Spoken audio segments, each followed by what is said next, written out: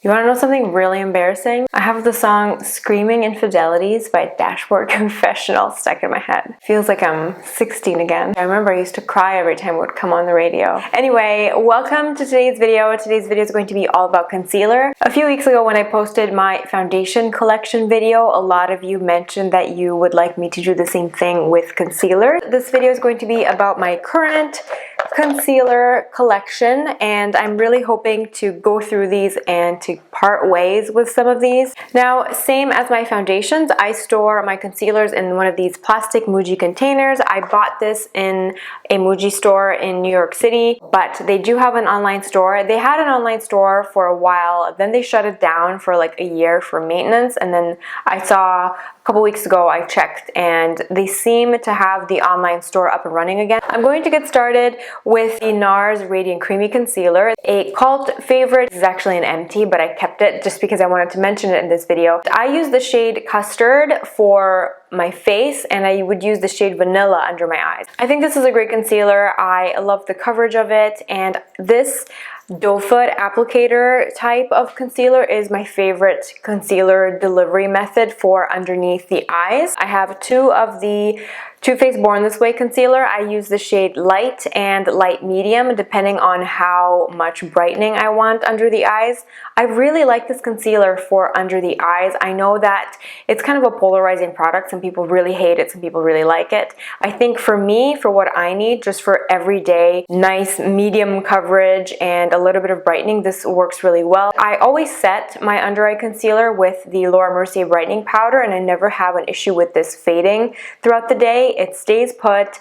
It doesn't crease a lot because the texture is so thin, and I personally don't have an issue with this concealer. I find the formula really hydrating and light at the same time. I really like this, but if you want that like spackle full coverage finish under your eyes, this will probably disappoint you because this is definitely not that full coverage. This won't give you that full coverage look. From the drugstore, my favorite under eye concealer is the Maybelline Fit Me Concealer. Now I use this in the shade 10. I would say that the Maybelline Fit Me Concealer has like a tiny little bit more coverage than the Too Faced Born This Way, but I kind of use them interchangeably just depending on which one I'm in the mood for. I just kind of keep them bundled up together. I know that Maybelline has some other concealers that are really good, like I've tried the Age Rewind and stuff, but I just don't like the application.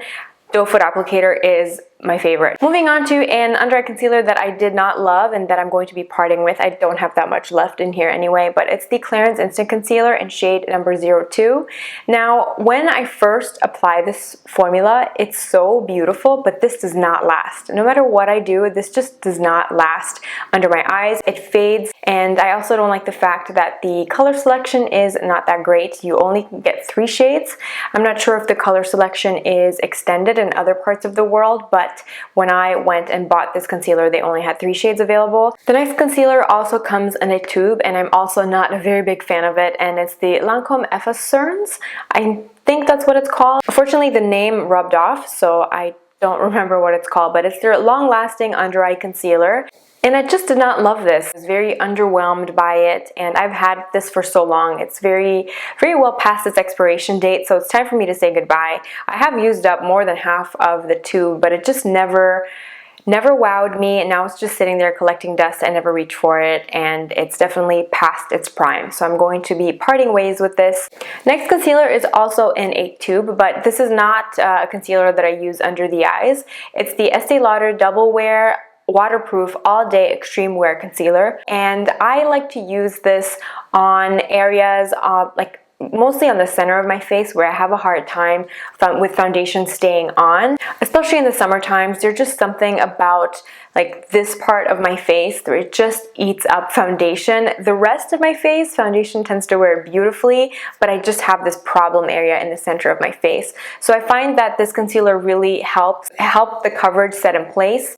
It doesn't have amazing oil control or anything like that. It's not an oil control product, but it's good if you have areas of your face where you lose coverage throughout the day. This is a good concealer to kind of top up with. With that being said, I don't think I would repurchase this once I use it up. I mean, the lasting power is good, but I mean, I'm not loyal to it. I don't feel loyal to it or anything. I would happily try something else, but this is what I'm using it for right now. The next concealer in my stash is the Mercier Secret Camouflage Concealer. I use this in the shade SC3, and I have used this concealer a lot. This is my third one. It takes me about a year and a half, between a year and a half and 2 years to use up an entire palette, and I absolutely love this concealer. If you have combination oily skin and you have acne and acne scarring and hyperpigmentation to cover up, this will be your best friend.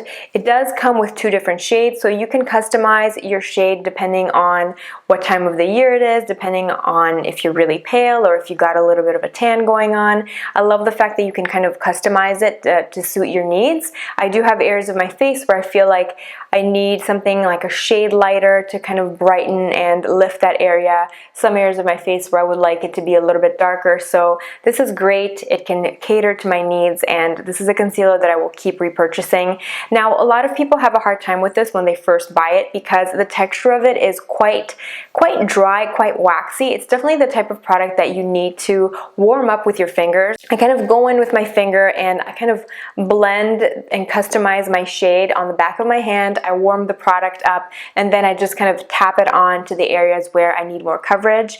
And sometimes I will use like a little like a Sephora number 57 concealer brush to airbrush it out. That's been my favorite method of application with this concealer, but I really love it and I would highly recommend it if, like I said, if you have acne prone skin and you want to cover up scarring, and in the summertime especially, this will not budge because it has that drier waxy texture. I find that it just sticks to your skin and it will stay on for all day long. Since none of us are immune to dry patches, I get dry patches too sometimes, especially after a blemish has healed. I'm usually left with like a little area where it's a little bit darker, like there's still some hyperpigmentation, but there's also some dry skin in there.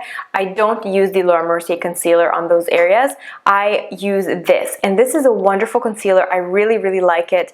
I don't like the packaging. I find it to be really flimsy and it never disperses the right amount of product. I feel like when I twist this up, either nothing comes out and I have to keep twisting, or I twist it up just a little bit and then product just comes out and never stops. So I don't know if I got a faulty one. It's the Charlotte Tilbury Retoucher. I use this in the shade number 3, medium, and it's just one of those wands where you have a brush and you kind of twist it up and then liquid is supposed to come out of the brush. Initially I bought this to be an under eye concealer, but I don't like this under my eyes, but I love this for areas where I have kind of like a strange dry texture of my skin. This just glides on and it does not make dry patches look drier. It kind of just buffs them out and makes them disappear, which is awesome. I do know people that love to use this underneath the eyes. Maybe I'll buy a lighter shade at some point and I will try it under the eyes, but so far I have other concealers that I like better for the under eye area. Next up is this Lilah Be Bright Virtuous Veil Concealer and Eye Primer.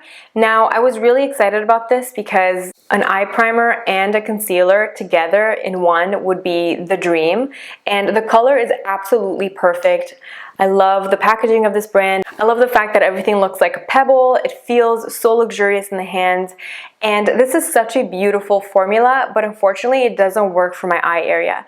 I don't like the way it looks under my eyes. It creases on me really fast, and it also doesn't work as an eyeshadow primer for me. I still get creasing with it.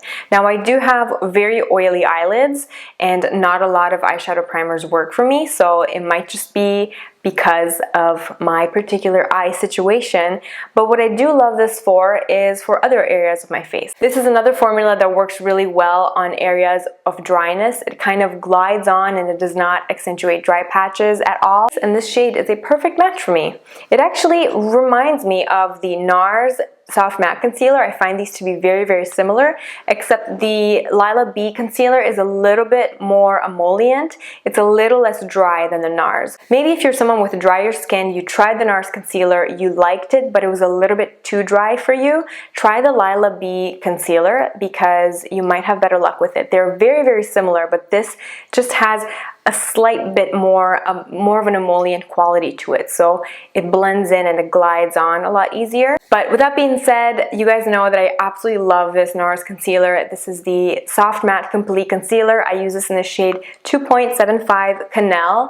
And in a pinch, this works for me for under the eyes and for the rest of my face. That's why I got this shade. It's kind of like in between. It's not too dark, so I can still use it under my eyes, and it still has a little bit of a brightening effect, but it's not too light, so I can still use it on acne scars and blemishes and anything like that. Absolutely love this. Great for travel because I can just pack one product and it will do the job for me. But I do think that if you have a dry under eye area, this will not be that great, especially if you have a lot of fine lines, maybe you have some texture issues going on. This might not be the best pick for you for under the eyes. You might want to stick to something a little bit more radiant. Maybe just stick to the Radiant Creamy Concealer formula by Nars. So that is my concealer ramble done. Let me know what concealers you're loving right now. Is there anything that you are curious about, anything that's on your radar that you want to try? I always love listening to your recommendations. I always love knowing what you're using. So feel free to let me know what's going on in the comment section below. Subscribe to my channel if you haven't already. I'm trying my hardest to upload at least once a week. I hope you're having a fantastic day, and I'll see you in my next video. Bye.